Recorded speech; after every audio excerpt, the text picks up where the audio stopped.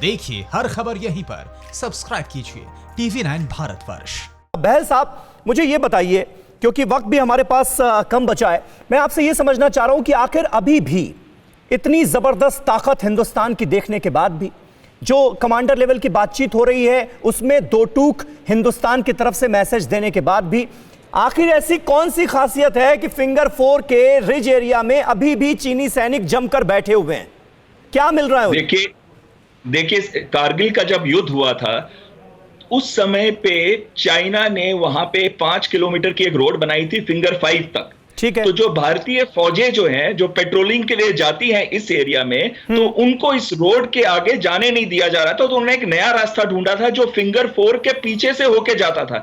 लेकिन अगर ridge line को कंट्रोल किया जाता है तो भारतीय फौजें जो है फिंगर 3 के बाद फिंगर 8 तक पेट्रोल नहीं कर पाएंगी। इसलिए बहुत जरूरी है भारत को कि फिंगर 4 का जो एरिया है वो खाली करे। अभी मैं यहाँ पे 1 मिनट और आपका लूंगा ये कहने के लिए कि ये 2 डिसएंगेजमेंट्स की हम बात कर रहे हैं। सबसे पहली डिसएंगेजमेंट है कि फिंगर 4 से हटाएं, फिंगर 5 से भी हटाएं, फिंगर 8 तक जाएं प्री अप्रैल 2020 तक। और दूसरी और बहुत ही महत्वपूर्ण है कि जो LAC के पास इतना हैवी इक्विपमेंट, मशीनरी और जो लोग सैनिक आए हुए हैं जैसे कि air defence guns, artillery guns, tanks, T-15 हॉविट्जर्स और 2 डिविजन्स के करीब, तो वो उनको वापस ले जाना चाहिए पीस टाइम पे। तभी पीस और ट्रैंक्विलिटी इस एरिया में आएगी। और चीन को ये करना होगा, उनको एक मुंह दिखाई के लिए कोई ऐसा रास्ता मिलना चाहिए कि वो इस पे जल्दी से एक्शन करे।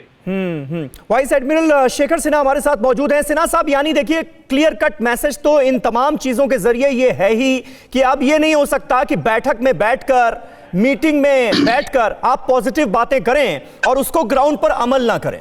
ग्राउंड पर अमल भी करना होगा चीन को, ये आंख में आंख डालकर बताया जा रहा है। समीर, देखिए ये जितनी भी एग्रीमेंट्स हो रही हैं, समझौते जितने हो रहे हैं वो सब वेरीफाइबल है जी। और बीच बीच में इनकी रिव्यू होती रहेगी और देखेंगे दोनों साइड की इनके जो समझौते हुए हैं उसके हिसाब से वो पीछे गए या नहीं गए।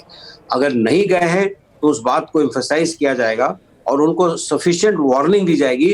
अगर आप नहीं जाएंगे तो मुझे आपको वहां से निकाल फेंकना पड़ेगा। और वो निकाल फेंकने वाली जो प्रक्रिया है उसमें जो बल प्रयोग होगा उसका भारत ने पूरा प्रदर्शन अभी कर दिया है और इसमें एक पॉलिटिकल विल है। तो हमारे माननीय रक्षा मंत्री जो वहां गए हैं वह यह दर्शाता है कि ये पॉलिटिकल विल है, ये जनता की विल है और ये सरकार जो है बहुत बड़े लोगों को, बहुत बड़ी संख्या में लोगों को रिप्रेजेंट कर रही है।